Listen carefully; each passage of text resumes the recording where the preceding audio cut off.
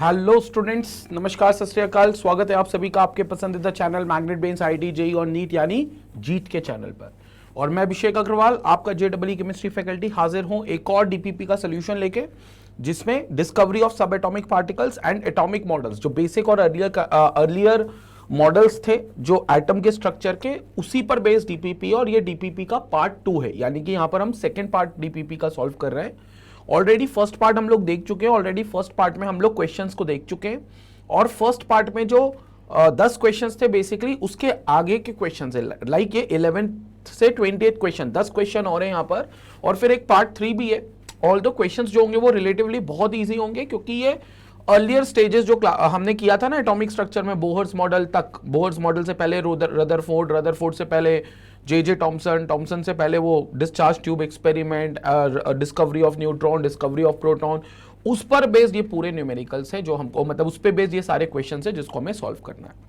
तो सॉल्व करते हैं, लेकिन उससे पहले मैग्नेट बेन्स के आईटी जेई और कोर्स मॉड्यूल के बारे में जान लेते हैं, जहां आपको पता है कि यहाँ पर आपको 100% फ्री एजुकेशन में बहुत सारी चीजें ऐसी मिलती हैं जो शायद किसी के पेड कोर्स में भी आपको ना मिलती हो। जैसे आपके टॉपिक वाइज एक्सप्लेनेशन वीडियोस होते हैं, डेली प्रैक्टिस प्रॉब्लम्स होता है पीडीएफ का, उसके बाद डेली प्रैक्टिस प्रॉब्लम्स का सोल्यूशन होता है, जैसे ये एक वीडियो सोल्यूशन आपको मिल रहा है। उसके बाद एमसीक्यू क्वेश्चंस की प्रैक्टिस होती है, प्रीवियस ईयर क्वेश्चंस के वीडियोस होते हैं, ऑनलाइन टेस्ट सीरीज होती है। और ये सारी चीजें आपको मैग्नेट बेन्स की वेबसाइट पर अवेलेबल है, बिल्कुल फ्री ऑफ कॉस्ट।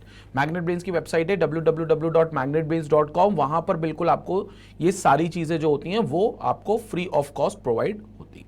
ठीक है, तो YouTube चैनल के साथ साथ मैग्नेट बेन्स की वेबसाइट को भी आप एक्सेस करते रहें और मैग्नेट बेन्स की वेबसाइट को भी आप देखते रहें। ठीक है, चले लेट्स मूव अहेड नाउ। पहला क्वेश्चन हम डिस्कस करते हैं, जो कि हमारा होगा 11th क्वेश्चन, क्योंकि पार्ट 2 है ये, और पार्ट 2 का ये फर्स्ट क्वेश्चन होगा। ठीक है, क्वेश्चन कह रहा है which of the following conclusions regarding the structure of atom is based on Rutherford alpha particle scattering experiment.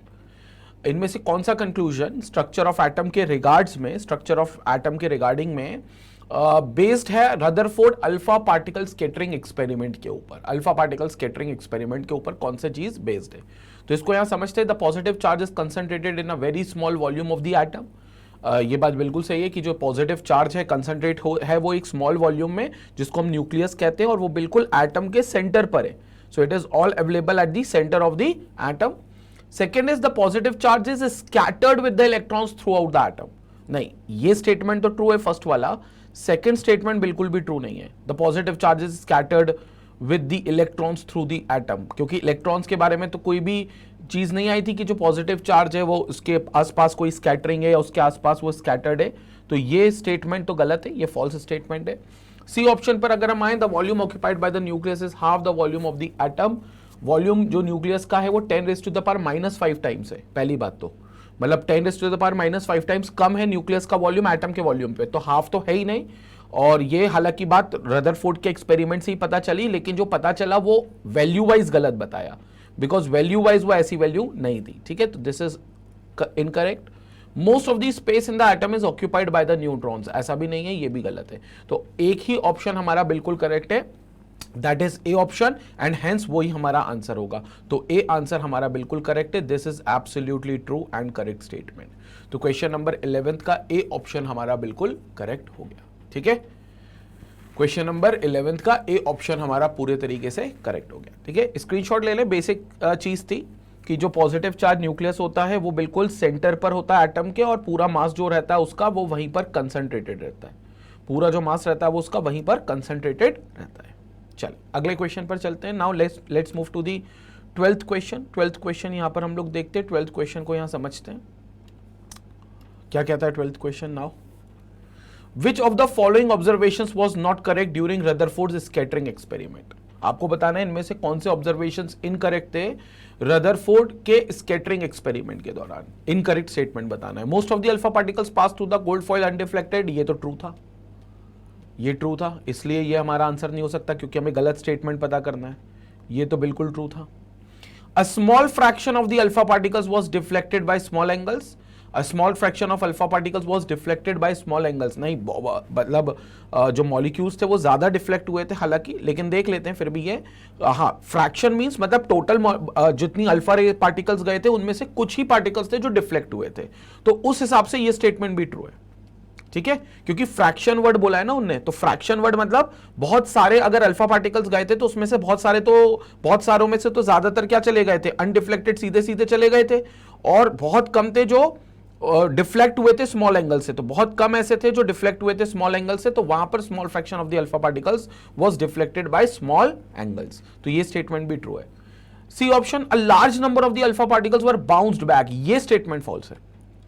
बहुत ही कम, मतलब लगभग 32,000 में से एक कोई अल्फा पार्टिकल था जो बाउंस बैक हुआ था, मतलब बिल्कुल न्यूक्लियस के सेंटर पे गया था और सेंटर से बिल्कुल वापस आ गया था, सेंटर से जैसे ही गया और टकराकर वापस आ गया। तो ये जो पार्ट था सी पार्ट, ये अ large number of the alpha particles were bounced back, ये इनकरेक्ट स्टेटमेंट है, और ये इनकरेक्ट है तो हेंस ये हमारा बिल्कुल करेक्ट आंसर होगा। तो ये बिल्कुल करेक्ट आंसर है। सो this is absolutely our correct answer. A very few alpha particles, 1 in 20,000, देखो 1 in 20,000 were bounced back, ये ट्रू है, ये ट्रू है। ठीक है, सो दिस इज ट्रू। तो हमारा सही आंसर कौन सा हो गया? इनकरेक्ट स्टेटमेंट हमें आइडेंटिफाई करना था, ऑप्शन सी हमारा करेक्ट आंसर हो गया। तो this is absolutely our correct answer, ये हमारा करेक्ट आंसर हो गया।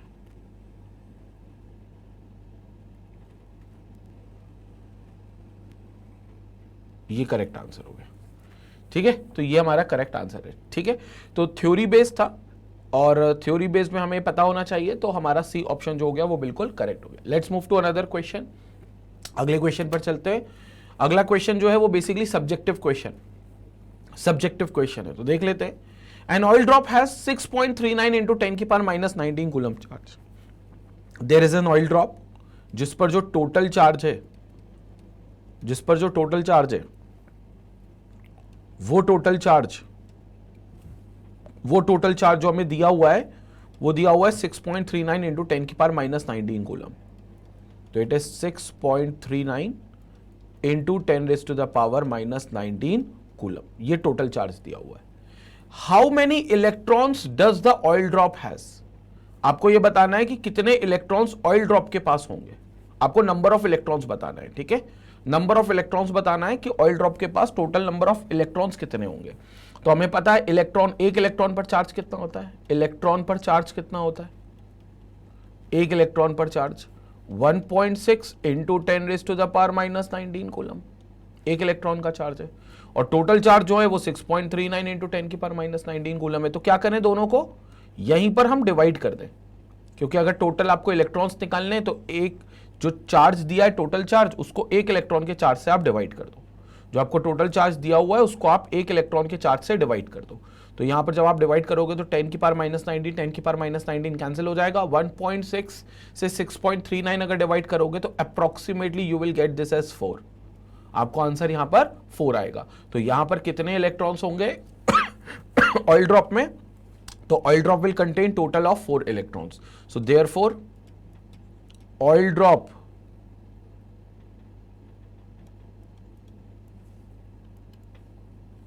drop will have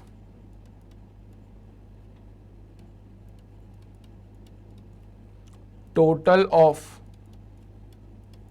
4 electrons, will have total of 4 electrons. तो उस ऑयल ड्रॉप के पास इन ऑल जो इलेक्ट्रॉन्स की संख्या होगी, टोटल इलेक्ट्रॉन्स की संख्या वो कितनी होगी? 4 इलेक्ट्रॉन्स। तो in all it will have 4 electrons. तो 4 इलेक्ट्रॉन्स आपको वहां देखने को मिलेंगे ऑयल ड्रॉप के पास। ठीक है, तो this was the 13th question. 13 question का ये आंसर हमें मिल चुका है। लेट्स मूव अहेड नाउ, अगले क्वेश्चन की तरफ चलते हैं। ठीक है, let's move to the 14th question. तो आंसर इज 4, इसको मार्क कर देता हूं मैं, ये इसका आंसर है। ठीक है, चले अगले क्वेश्चन की तरफ चलते हैं। 14th question. 14th क्वेश्चन भी बेसिकली जो है वो सब्जेक्टिव है, ऑप्शंस नहीं दिए आपको, लेकिन क्वेश्चंस को पढ़कर देखते हैं। And in an oil drop experiment the following charges in arbitrary units were found on a series of oil droplets. आपको एक ऑयल ड्रॉप एक्सपेरिमेंट में डेफिनेटली आपको यहाँ पर चार्जेस दिखाए गए थे, चार्जेस मिले थे, were found on a series, और सीरीज में मिले थे। ये जो सीरीज आपको नीचे दी गई है चार्जेस की सीरीज है।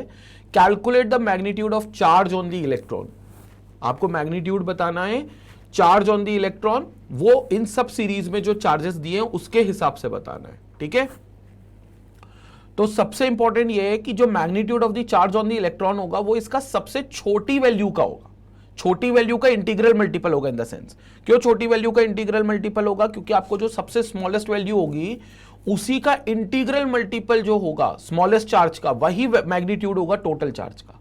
तो अगर हम देखें तो 3 × 10 की पावर -15 है, क्योंकि उस वैल्यू से कभी कोई छोटा होता नहीं है। जो इलेक्ट्रॉन के ऊपर का चार्ज है उससे छोटी कोई वैल्यू नहीं होती चार्ज में, तो हमें इसको सबसे छोटी वैल्यू आइडेंटिफाई करना है। तो वी हैव 3 × 10 की पावर -15, 9 × 10 की पावर -15, 12 × 10 की पावर -15 एंड 18 × 10 की पावर -15। तो इस पर जो मैग्नीट्यूड ऑफ द चार्ज होगा it should be smallest and other charges should also be the integral multiple of the smallest charge. तो यहां पर जो ऑयल ड्रॉप पर चार्ज होगा वो सबसे छोटा होगा, और जो बाकी चार्जेस होंगे वो इसी के इंटीग्रल मल्टीपल में होंगे। तो देखो इसी के इंटीग्रल मल्टीपल में है, तो यहां पर सबसे स्मॉलेस्ट चार्ज जो उन्होंने पूछा है, calculate the magnitude of the charge on electron, मतलब वो कहीं ना कहीं स्मॉलेस्ट चार्ज पूछ रहे हैं। तो वो जो स्मॉलेस्ट चार्ज वो पूछ रहे हैं दैट इज 3 × 10⁻⁻15। वो जो स्मॉलेस्ट चार्ज है वो है 3 × 10⁻⁻15। तो हमें ये आंसर मिल जाएगा 3 × 10⁻⁻15 विच इज द स्मॉलेस्ट चार्ज। तो ये स्मॉलेस्ट चार्ज हो गया 3 × 10 की पावर -15। क्लियर हो गया? तो ये हमारा करेक्ट आंसर हो गया यहां से 3 × 10 की पावर -15, और इसी का इंटीग्रल मल्टीपल। इलेक्ट्रॉन पर स्मॉलेस्ट चार्ज यही है 3 × 10 की पावर -15, और आगे फिर इसका इंटीग्रल मल्टीपल आपको मिलेगा। तो आगे इसका पूरा इंटीग्रल मल्टीपल आपको मिलेगा। Clear? So this was the 14th question. Let's move ahead now, अगले क्वेश्चन पर चलते हैं। 14 के बाद let's move to the 15th question. तो 15th क्वेश्चन को यहां पर अपन देख लेते हैं। क्वेश्चन पूछ रहा है in Rutherford's scattering experiment which of the following does not happen. आपको बताना है इनमें से रदरफोर्ड के एक्सपेरिमेंट में क्या नहीं होता है, ठीक है। ऑब्जर्वेशंस देखनी है और आपको ये बताना है कि कौन सी ऑब्जर्वेशन नहीं होती है। So most of the alpha rays pass through without deflection, ये तो बिल्कुल होता है, जिससे ये पता चलता है कि एटम के अंदर बहुत सारी खाली स्पेस है। A few alpha particles pass through the nucleus, ये तो बिल्कुल नहीं होता। न्यूक्लियस से कैसे पास हो जाएंगे? न्यूक्लियस से वो डिफ्लेक्ट हो सकते हैं बट न्यूक्लियस से पास कैसे हो जाएंगे?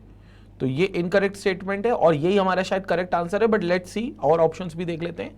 A few alpha particles were deflected back, ये तो बिल्कुल सही है। कुछ बहुत कम, एक पार्टिकल कोई 20,000 में से डिफ्लेक्ट बैक होता है।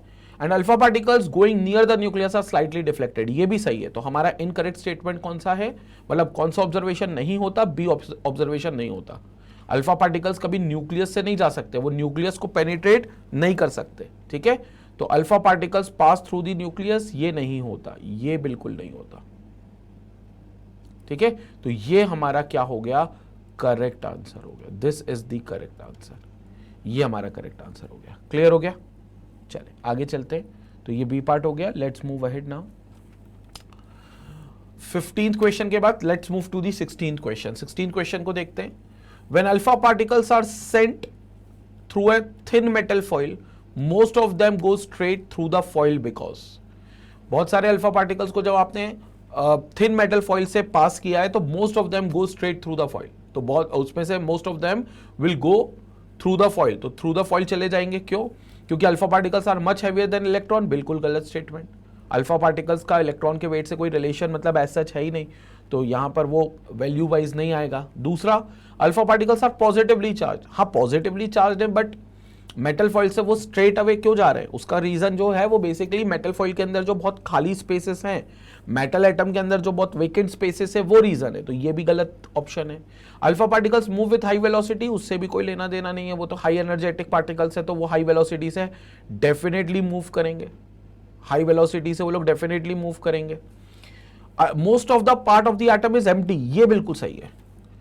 ज्यादातर जो एटम का हिस्सा है वो खाली है, इट्स एन एम्प्टी पार्ट। तो most part of the atom is empty, इसलिए क्या होगा कि जो अल्फा पार्टिकल्स होंगे वो सीधे सीधे चले जाएंगे। तो ये बिल्कुल ट्रू स्टेटमेंट है that most of the alpha particles will pass through the atom because ज्यादातर जो पार्ट है वो एम्प्टी है, खाली स्पेस से भरा हुआ है, इसलिए यहां पर ये स्टेटमेंट जो है ये बिल्कुल ट्रू स्टेटमेंट है। क्लियर हो गया? चलो, तो 16th क्वेश्चन भी हमारा यहाँ पर कंप्लीट हो गया। Let's move to the 17th question. 17th question हमको क्या बोल रहा है? Which of the following statements about proton is correct? Proton को लेकर कौन सा स्टेटमेंट इनमें से करेक्ट है?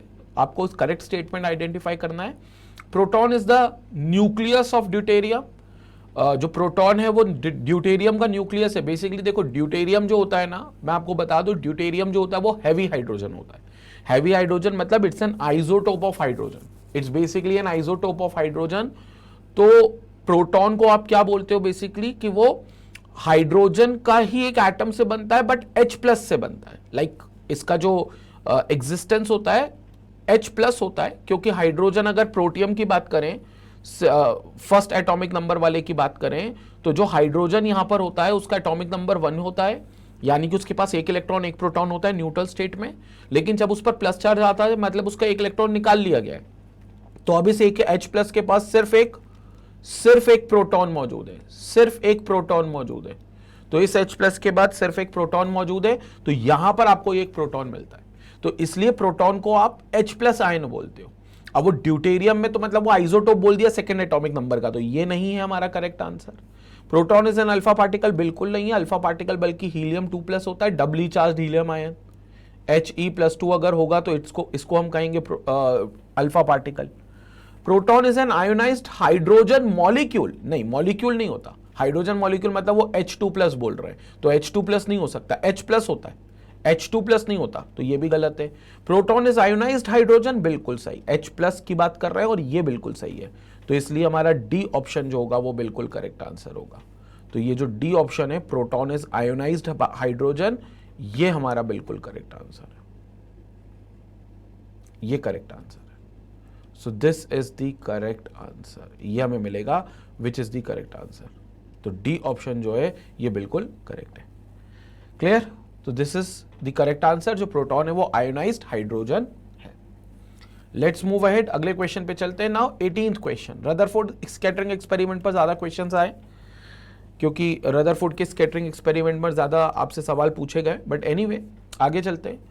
Rutherford's experiment which established the nuclear model of an atom used a beam of, Rutherford experiment which established the nuclear model of an atom used a beam of alpha particles। ये तो basic question है। तो alpha particles की beam को उन्होंने use किया था, जाहिर सी बात है। और अल्फा पार्टिकल का सोर्स क्या होगा? Helium atom, helium doubly charge helium ion, ठीक है। Beta particles which impinged on a metal foil and got absorbed, बिल्कुल गलत। बीटा पार्टिकल्स होते ही नहीं है भाई, बीटा पार्टिकल्स की तो यहां बात ही नहीं है, तो बीटा पार्टिकल्स नहीं है। Gamma rays which impinged on a metal foil and ejected electrons, बिल्कुल नहीं, गामा रेज भी नहीं है। तो gamma rays which impinged on a metal foil and ejected electrons, ये भी नहीं है, गलत ऑप्शन है ये भी। Helium atoms which impinged on a metal foil and scattered, helium atom होता है but which impinged on a metal foil and got scattered.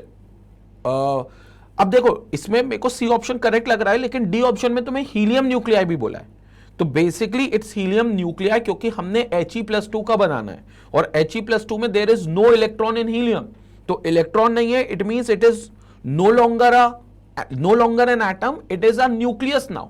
क्योंकि देखो, हीलियम का एटॉमिक नंबर होता है 2, मतलब इसके पास इलेक्ट्रॉन भी 2 है न्यूट्रल स्टेट में और प्रोटॉन भी 2 है न्यूट्रल स्टेट में। लेकिन जब मैं इस पर +2 चार्ज दे देता हूं तो मतलब इलेक्ट्रॉन खत्म कर देता हूं मैं, तो इस पर इलेक्ट्रॉन मौजूद नहीं रहते, सिर्फ प्रोटॉन है, जो कि कितनी संख्या में है? 2 संख्या में। तो प्रोटॉन जो है वो 2 संख्या में, मतलब सिर्फ इसके पास न्यूक्लियस है, सिर्फ इसके पास कौन है? न्यूक्लियस है। तो यहां पर आपको सिर्फ न्यूक्लियस की बात करनी है, तो ये न्यूक्लियस यहां पर सिर्फ मौजूद है, तो आपको सिर्फ यहां पर न्यूक्लियस दिखाई देगा। क्लियर हो गया? तो ये प्रोटॉन +2, यहां आपको न्यूक्लियस मिल जाएगा। क्लियर ना? तो ये आपका न्यूक्लियस हो जाएगा यहां पर। तो डी ऑप्शन करेक्ट है, हीलियम न्यूक्लियाई, क्योंकि 2 प्रोटॉन सिर्फ मौजूद है, मतलब सिर्फ न्यूक्लियस मौजूद है।